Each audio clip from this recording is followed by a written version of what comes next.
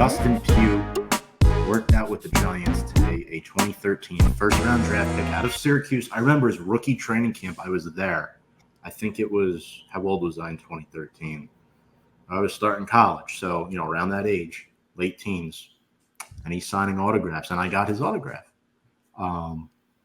before they made it 12 and under due to the unfortunate circumstances that happened that one offseason, whatever. But really nice guy. And he was always the best of the worst on the Giants offensive line.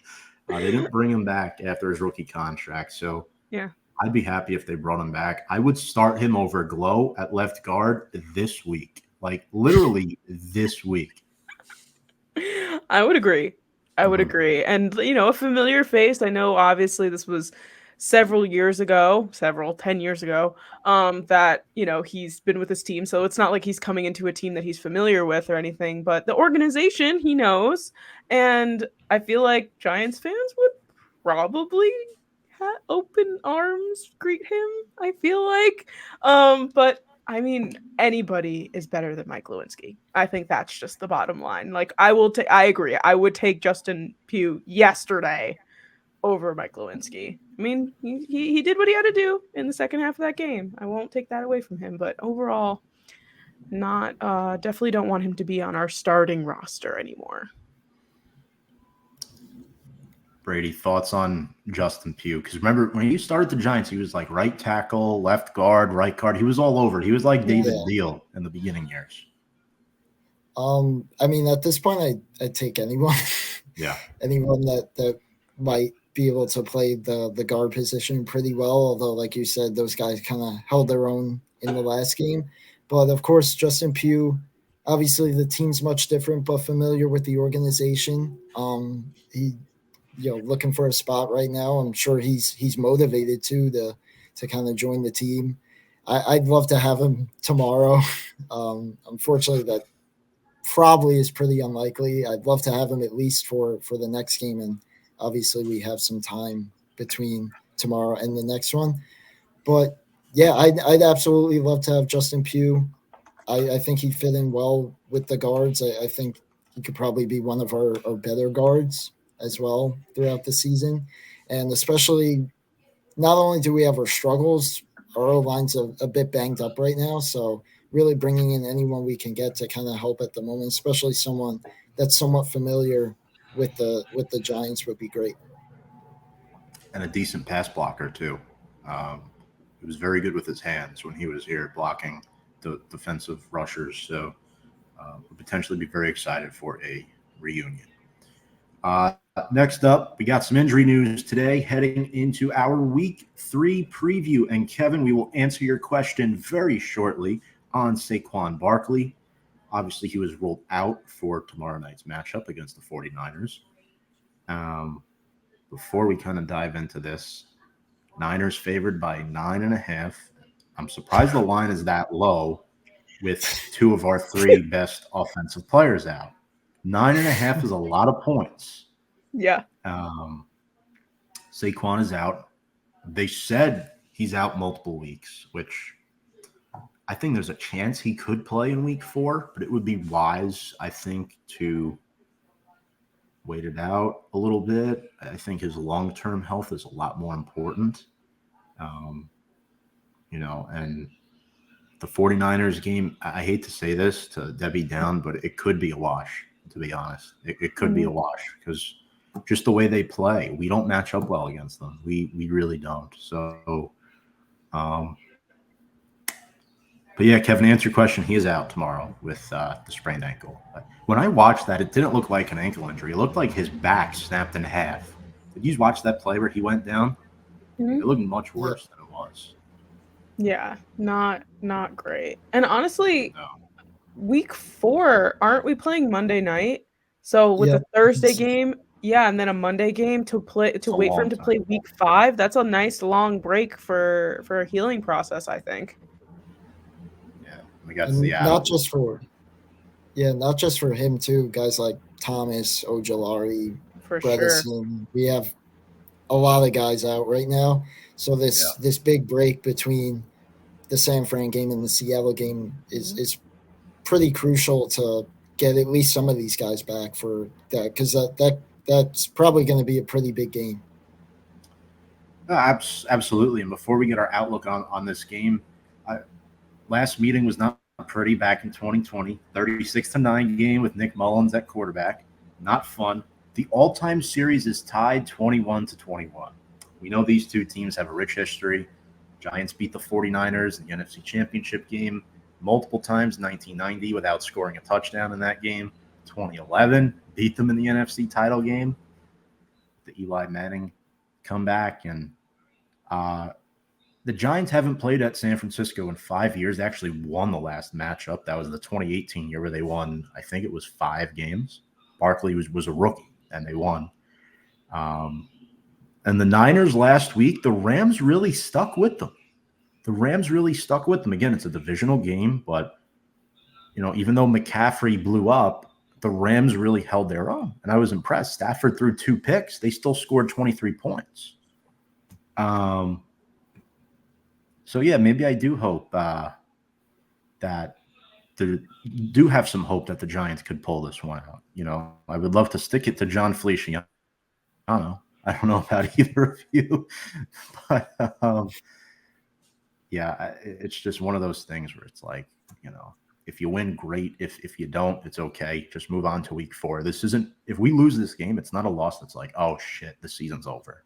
We won the season saving game, right? In week 2, we won the game we were supposed to win. If you lost Arizona, that's it. It's done. But now that you beat them, you move on.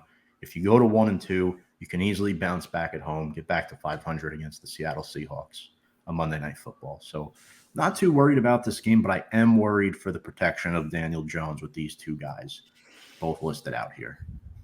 Yeah, for sure. And like you said, I'm kind of going into this game after being very happy with the way that we performed in the second half on Sunday. I think I was going to go into this game no matter, even if we were 2-0, I think I would go into this game thinking that we might not win. So I like to think that I am okay with this loss. I think that for that week 1 loss, I was so confident and I really thought we were going to win and then stick it to the Cowboys in week 1. And that was, I think, made it so much harder.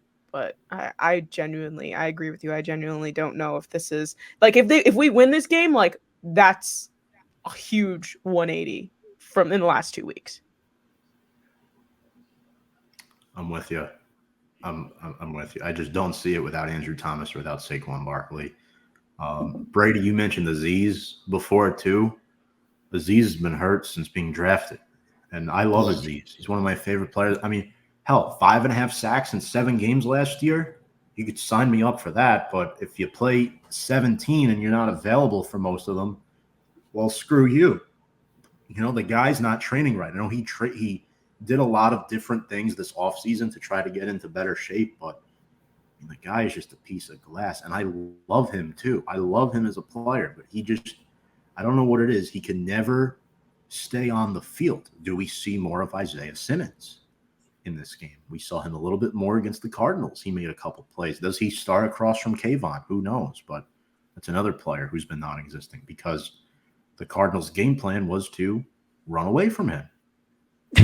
They just ran away from him. They didn't run anything towards him, Yeah. So I can't say I'm shocked he didn't put up numbers in the stat sheet. I think the Kayvon stuff is a bit of an overreaction, but who steps up for Aziz? Is it Boogie Basham? Is it Isaiah? O'Shane Ximenez, dare I ask? Year 5 on the team, still can't set a freaking edge in the NFL. I really want to see more of Isaiah Simmons. I really do.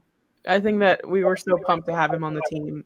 And I would just love to see the more of the Swiss Army knife that we were anticipating him to be.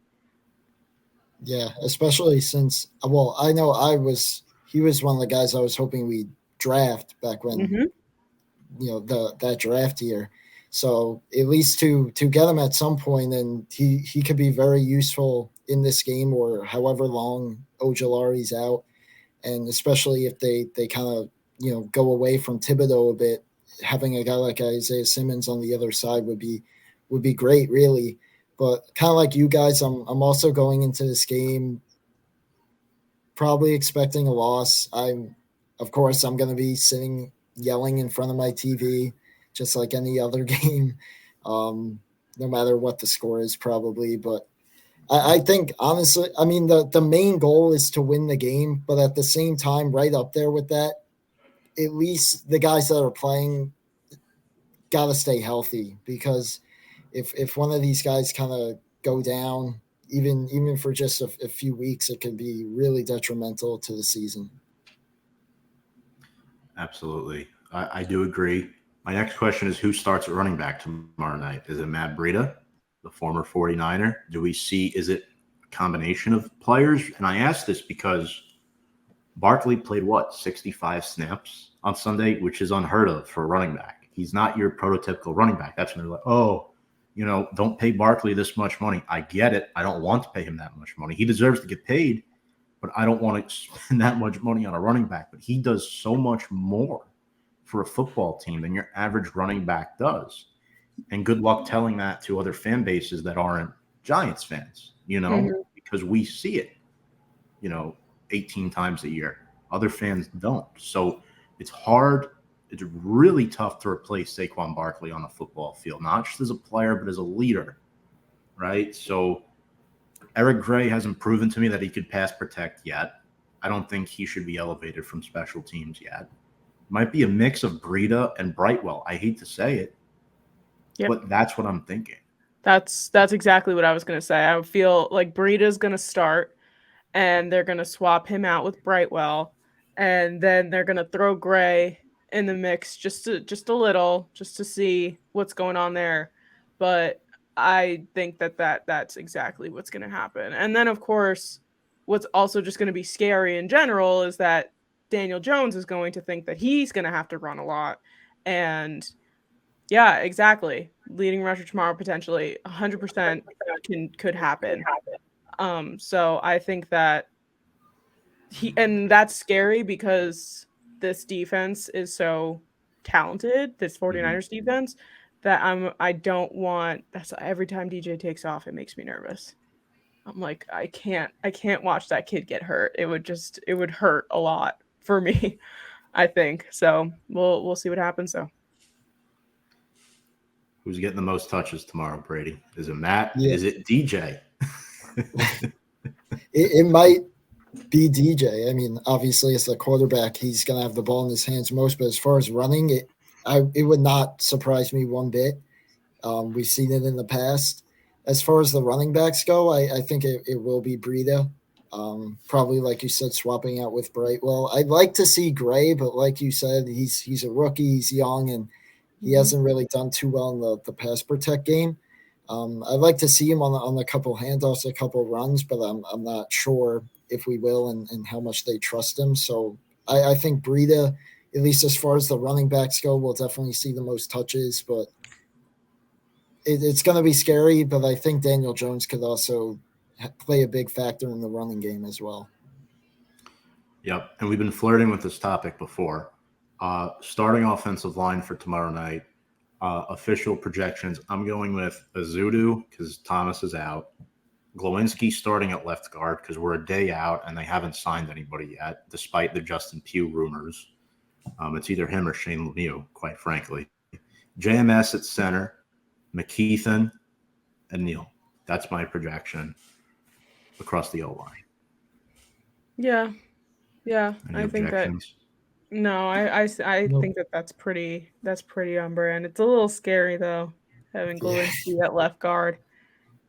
Yeah. There was a time where he was not bad. That was 3 or 4 years ago. No. Yeah. So let's talk. Brady, I have a question for you, and I'll ask this to Sam next. How do the Giants beat the 49ers without Barkley, without Thomas, without Aziz, Bredesen, right? What's the key to victory for Big Blue tomorrow night? How do we shock the football world?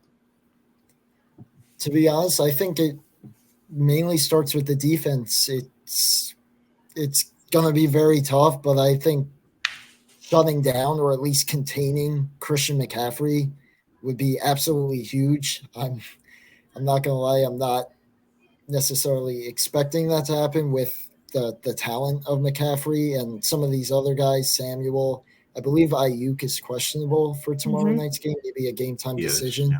But if we can kind of slow down their offense, I think that would at least keep us in the game. And then for us offensively, I think it's really kind of as simple as playing or trying to play as close to the way you played the second half as possible. Obviously, making the jump from the Cardinals to the Niners will change things, but the second half was almost perfect for the team. I'm not expecting it to be that, but to play kind of fundamentally sound, try to limit the penalties as much as possible, really on both sides of the ball, I think will be huge because it's already a tough matchup to begin with. And if you're taking bad penalties, that could make it a lot harder. It's definitely a good point. Starts with the defense, right? I mean, defensively, give up huge chunks of yardage against the Cardinals last week. So, Sam, how do we get this done? Yeah, to bounce off of Brady's points, I mean, I think the obvious one is to protect Daniel Jones and to make sure that he performs the way that he did last week in the second half. But I do feel like um we keep coming back, and that's great if we're winning games and everything like that, but I want to be the team that gets out in front for once. I want to be the one that gets points on the board as opposed to being down here and having to work our way back up in the second half. Like, I'd love to just get a very solid, start to a game and feel very confident throughout the entire game as opposed to just in the last like 15 minutes or so. So I think getting out in front, trying very hard to, contain Nick Bosa, to, make sure Daniel Jones has the time to do what he needs to do because we know he can do what we need him for. So that's definitely what I think is going to happen. And of course, Christian McCaffrey, Debo, all those guys, like, they could run all over us. We've had trouble with the run in the past, but I think that that's one of the main things. Just get out in front, score points on the board. Don't go through the whole first half with 0, 3 points, 6 points on the board, because that's where the anxiety sets in. And it would be nice to get like 14 points on the board in the first half as opposed to none. So, yeah, I mean, I think getting ahead early is very key. Like you were saying, I mean, 60-0 is not going to do it through the first 6 quarters of the season. I mean, the Niners last year, number 1 defense in points and yards, both. That's why they made the NFC title game. I think, how do the Giants get ahead early? Well, yeah, it starts with protecting Daniel Jones. Not to sound like a broken record, the man got sacked 3 times last week by the Cardinals. That's unacceptable. The offensive line played better, but it was mostly better in the second half, guys. Let's not fool ourselves. This is the Cardinals. How does Evan Neal hold up against Nick Bosa? Bosa may not have a sack yet this season, but it's only been 2 games. John Michael Schmitz against Javon Hargrave. He ate up our interior last year with the Philadelphia Eagles, and now he's with San Francisco. Javon Hargrave might feast on our rookie center. I hope not. But last week, the Niners defense is scary. Good linebackers. Dre Greenlaw, Fred Warner. They pressured Matt Stafford 43% of the time last week, picked him off twice. Matt Stafford, 2 picks. Part of the reason why the Rams couldn't pull that one out. And I think, how did the Giants protect Daniel Jones? Well, I think using 12 personnel is very key, ladies and gentlemen. They only used it on 2 plays in the first half last week, and the 11 plays they used it in the second half. By 12 personnel, folks, it's when Waller and Bellinger are both on the football field. Jones was 6 of 7, 160 yards, 4 rushes for 29 yards, right? When you have, like the 49ers have, Arik Armstead, who we haven't mentioned yet, Drake Jackson, who leads them in sacks, Hargrave and Bosa, you need extra blockers going in there. And the reason why the Giants brought over Brian Daboll's son, I mean, of course, not just because he's Daboll's son, but the formation they used at Penn State with 3 backs behind the quarterback where they all put their hand in the dirt. I'm sure you both saw that formation. I believe the second touchdown, right, the Barkley run, It came out of that formation. That formation is designed to really split the front seven, and it doesn't allow teams to pack the box as tight as they want on running plays. So when they use that, it works out perfectly. So I think, you want to establish a run that way, get Jones on the bootlegs, on the play action, and containing McCaffrey is key. He does lead the NFL in rushing, So I want to ask you this too. When it comes to Brock Purdy, Brock Purdy has been fantastic since entering the NFL. Mr. Irrelevant, played with Breece Hall in college. Remember Andy and I, Sam, we never bashed him on From the Stands, our college talk show, but we weren't a big fan of his just because everything was like 5 to 10 yards and like nothing more. Everything was like the underneath stuff. Yeah. They got to get pressure on him. You have to phase him, right? I mean, Trent Williams, I know McGlinchey left for the Broncos, but they have Colt McKivitz, who's really good. Learned behind McGlinchey. No Aziz. Kayvon's been non-existent. The Giants have no sacks on the season. How are they getting to Brock Purdy? That's my question for both of you. How is that going to happen? It's going to be a journey for sure. And Brock Purdy's a stud. I mean, take him or leave him. He is, there was a lot of uncertainty going into the season. We didn't know how he was going to perform. But, they got Trey out of there, and Brock was just like, you guys aren't going to regret that, I'm going to be your guy. And he's been doing really great. And I'm not comparing him to Daniel Jones. I'm more comparing the situation. It's like when you give him the time, because he has that offensive line, it's like you give him the time, he performs well. Like that's just how guys like Brock Purdy and guys like Daniel Jones do what they need to do on the football field.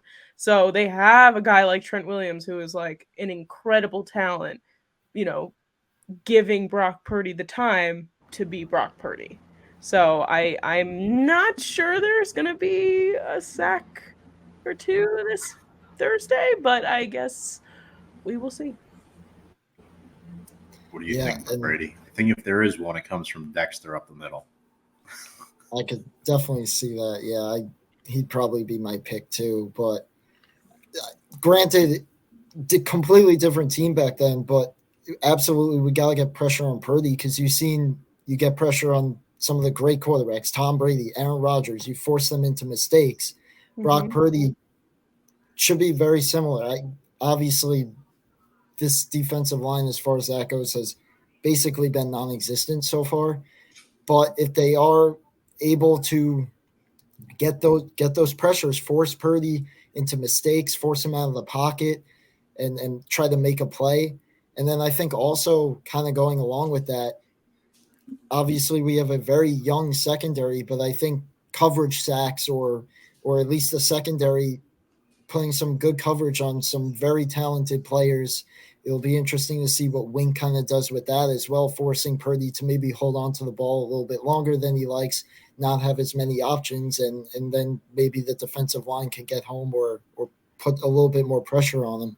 So I think really every level of the defense has to be involved in a pretty big way tomorrow night to try to force the Niners offense into some bad mistakes. All valid stuff. I mean, winning the turnover battle too is, I think, super important. Through pressuring Brock Purdy, we know pressuring Daniel Jones could lead to some turnovers. And Sam, I'm kind of scared of their secondary too. Deshaun Gibson had 5 picks last year. Talawona Hufanga had 4, and he had a pick 6 week 1. And the Giants lost the turnover battle, not just against Dallas, but against the Cardinals as well. So I don't know, it just really scares me, But Hufanga is no joke. He's good. Very good. Mm-hmm. But let's get into our players to watch. 2 from each team. Sam, we'll start with you. 2, you could throw a third in there too if you want. 2 or 3 for the 49ers and for the Giants.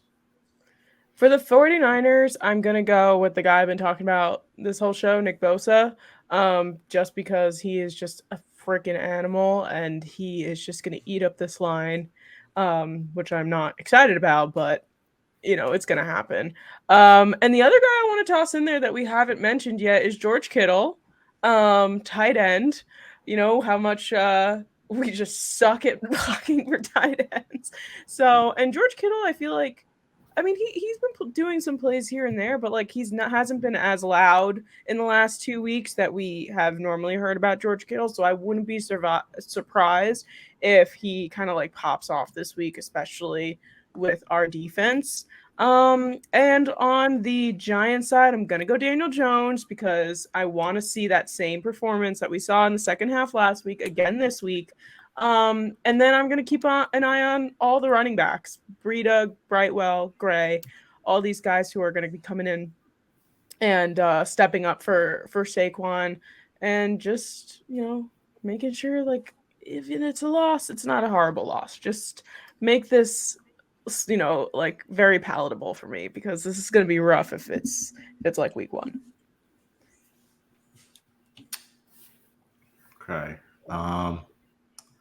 Brady, what about you? Yeah. Sorry about that. My All camera good. lost connection. But Technology. yeah, Love it. starting with the Niners, I think on the defensive side of the ball, Fred Warner at the linebacker position, he's one of the most arguably underrated, but probably also one of the best linebackers in football. So definitely someone run pass that the Giants have got to keep an eye on, along with guys like Bosa and some of the guys up front, absolutely. But I think he could be kind of a dangerous game wrecker, like I said, both on the run game and the pass game.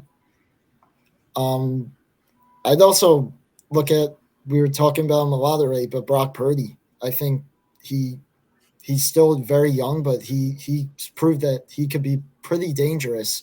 So, like I was saying, the Giants have gotta get the pressure on him, force him into maybe a few mistakes or get a couple of sacks, because if the pass rush and the coverage is kind of non-existent again, he can very well torch us tomorrow night, and the game could possibly get out of hand pretty quickly.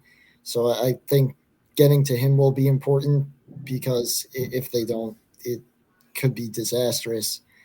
And then along with that, Debo Samuel, he is basically a Swiss Army knife on offense. We saw, especially more so a few years back, he was almost used a bit as a running back as well. He can really do it all. And the speed, everything, it's almost unmatched. And it might be a couple mismatches for us tomorrow night, especially in coverage. So I think he could be another very dangerous weapon of use tomorrow night. And then on the Giants side of things, honestly, I'd probably look at just the running backs as a whole. I guess specifically Matt Breida, assuming he gets the main load. The Giants will probably play a bit more of a passing game for sure without Saquon, and Daniel Jones will be using his legs a bit more. But the running backs, probably more so Breida, if he could get enough blocking, ample blocking, he's really a guy. Saquon, he's a bit more of a shifty back, but Breida's more of a guy I feel like that kind of just buries his head in and goes wherever kind of the line takes him. So if the line can hold up decently for him, I think he could certainly be pretty useful for the offense tomorrow night, and I'm hoping he plays a big role in the game for the Giants. I would also, honestly, following up his game last week, I'm going to say Jalen Hyatt. I think he might end up matching up well against some of the secondary of the Niners, and of course with his blazing speed and being a young college guy that maybe hasn't quite, or a rookie that hasn't quite seen too much NFL action, the teams might not know exactly what to expect from him. And I think he could really feed off of last week, get a little bit more confidence, and be a very dangerous weapon for Daniel Jones, provided that Jones has ample time to throw to him. But and then on the defensive side of the ball, I look at maybe two guys, to be honest, both kind of around the linebackers position. But we already talked about Isaiah Simmons and possibly the pass rush, especially if Thibodeau's kind of locked off again. But I look at Bobby Okereke, because Dallas not that anyone was, Okay. but he was virtually non-visible. Last game, early on, didn't see too much from him, but he was a huge part for that defense late. He made a few big tackles, a few big plays in the backfield. And I think kind of much like Fred Warner for the Niners, he could be a very important part of our defense tomorrow night. All great picks from both of you. Yeah, to highlight the Jalen Hyatt thing, the one weakness on the 49ers defense, and someone just mentioned in the comment section, it's their starting corners. Stafford did well against them last week, and people forget, as two giant goofballs mentions, they lost some secondary talent this offseason. Their starting corners are Trevarius Ward and that guy with the long name, Demondre Lenoir. I know I'm probably butchering that, but No, I think that's how you say it, Lenoir. yeah, I think it's French or something. But yeah, I mean, for the 49ers, for me, Bosa and Hargrave together on that defensive line scared me, as I mentioned. Bosa, he didn't have a sack last week, but he had 3 QB hits going up against Evan Neal at right tackle. Huge matchup to watch. Bosa's sky high in PFF grades, even without a sack at 93. That's how good he is. Javon Hargrave stuffs the run, pressured DJ often at Philly last year. He's 330 pounds. He moves like he's 260. Javon Kinlaw is also a problem up the middle, so really the teeth of that defense scares me. I'm not sure if Brandon Ayuk's going to play. 2 touchdowns through 2 games. He's been impressive, but I guess the catalyst offensively is McCaffrey. That combo of McCaffrey makes Purdy feel comfortable in the pocket. I mean, McCaffrey has 6 catches last week, and the 49ers have the 3rd-ranked rushing offense through 2 weeks, and it's their offensive line up front. Williams, Banks, Jake Brendel, Spencer Burford, Colton McKivitz, all those guys up front move the piles, combo blocks, take Dexter Lawrence out of the play, put 3 guys on him, and then run at the Giants' edges. So Mike Martindale better be prepared for that. And then one last guy for Frisco is Drake Jackson. 3 sacks, leads the team off the edge. Solid young prospect out of USC. Like him a lot for them. Giants. Waller. 49ers focusing on him should open things up for guys like Slayton and Hodgins. If Slayton and Hodgins are getting a lot of catches this game, and Hyatt as well, it's because Waller is freeing them, because Waller is doing his job occupying 2 defenders over the middle of the field, which opens up the boundaries for Daniel Jones. Brady kind of took my answer, Sammy, to the entire offensive line, as we've mentioned throughout the show, not just in this segment. Nothing can be worse than that Chiefs right tackle week 1, right? False starting on like every single play. And then lastly for the Giants, Deontay Banks. And here's why. Through 2 weeks, I mean, this is how good Joe Shane did this draft this year. As much as I love Joey Porter, Banks was the better fit for this defense. Quarterbacks only complete 43% of their passes thrown his way. He's given up 30 total receiving yards through 2 games, and QBs have a 55.7 passer rating against him. Granted, one of those QBs is Josh Dobbs, but week 1 it was Dak. Dak's been a fringe top 10 quarterback for his entire career. So that's pretty impressive going up against guys like Gallup and Cooks on the outside for Dallas. So those are my players to watch. I think we covered everything there. We really dissected the crap out of it. So we'll get to our game predictions here shortly. This guy's funny in the comments section. He really lives up to his name. Funny, handsome, and knowledgeable, the complete package, LOL. Not just Thank goofballs. you so much, 2 giant goofballs. Yeah. Game predictions. So we know the 4 players that are out for Big Blue. McFadden is questionable. Wandale is questionable. Frisco, pretty thin injury list. Just Ayuk with the shoulder, likely out. I'd be shocked if he plays at this stage. And then Embry Thomas, their corner, is questionable with a knee. Brady, as the guest, I'll start with you here. Who is winning this football game, and what is your final score prediction?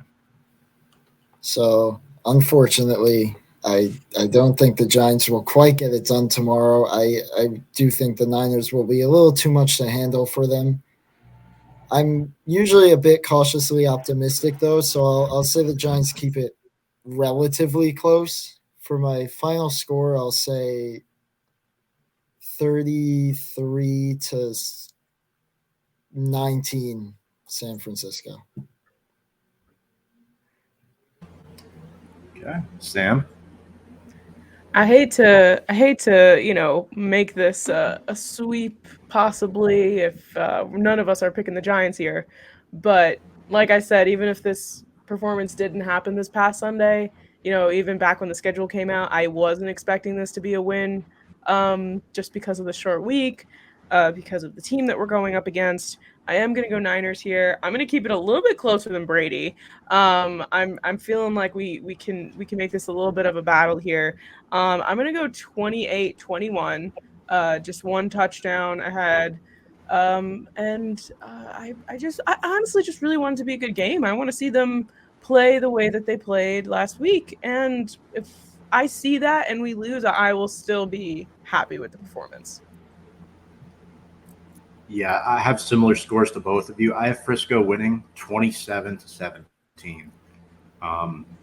Their rookie kicker is really good, by the way, too. He can hit deep field goals. Jake Moody, he's really good. I like him. They're just a better football team. They might be the best team in the NFC right now. I think so.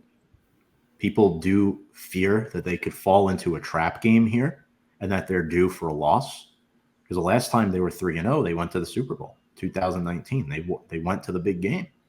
I have the 49ers winning 27-17. I think the Giants get off to a 3-0 lead. Finally, they get off to a lead. Frisco scores 10 straight. The Giants score a touchdown. They tie it up 10-10 at the half. And then Frisco outscores the Giants 17-7 in the second half for my final score. Prediction, putting the Giants at 1-2. But my gosh, was this fun. Appreciate Brady, you joining tonight. Sam, awesome stuff as always. Brady, how do you feel? Your first show with us. I hope you enjoyed it. Anything you want to add? Anything you want to plug? I absolutely enjoyed it. I'd love to come back once in a while if you guys are free and want someone on to talk Giants. Hopefully they have a better season than seemingly anticipated early on. Also, if there's any baseball fans watching, I am a part of the review and preview baseball show, Santa Maria, usually every Thursdays at 2 p.m., along with Andrew Scarpacci, Anthony Hines, and Ryan Botcher, where we talk all baseball. Unfortunately, our New York teams are atrocious. It would make it a little bit more fun if we had some October baseball to look forward to in the area, but especially a lot of things to talk about with the push for the playoffs coming up soon. So if you're into baseball too, absolutely check that out. But yeah, thank you so much, guys, for having me on tonight. Oh, thank you. This has been awesome. Sam, where can people find you and your work? So right now, I've been focusing mainly on the Unsolicited podcast with Sam and Jordan, hosted by me and the one and only Sporty Jordy, as many people who have watched the show religiously know, are a resident Eagles fan. And we actually have a new episode coming out tomorrow at noon. You can find us at the Unsolicited podcast on YouTube. And we're on all social media at _unsolicited podcast. We have a guest on this week. It's our first guest we've ever had on our podcast. So it's going to be very, very exciting. Make sure to go check Brady and Sam out. Brady at Santa Maria. You can see that here on this platform, Review and Preview Sports, tomorrow at 2. Sam, Unsolicited podcast with Sam and Jordy. Awesome content as always, and make sure to check out their interview with their special guest tomorrow. And if for some reason you like what you watched from me tonight and want to check out additional content, Review and Preview is on once a week. Usually do pre-recorded segments I hammered the Titans money line last week and got it with Andy Hopper. Won him some cash. And then Andy and I are also on From the Stands with Brian McCardle. If you like to watch three dudes talking college football, analyzing these young draft prospects, that's the place to go. From the Stands Sports US. Brady, thank you so much again. This has been a pleasure. Hope to have you back very soon. Sam, looking forward to chopping this back up with you next week. On behalf of Brady Campbell, Sam Cardona, my name is Tom Scavetta. Make sure to check us out on all of our social media, Big Blue Avenue, Instagram, Twitter, YouTube. We appreciate all of your support. And without further ado, let's go Big Blue.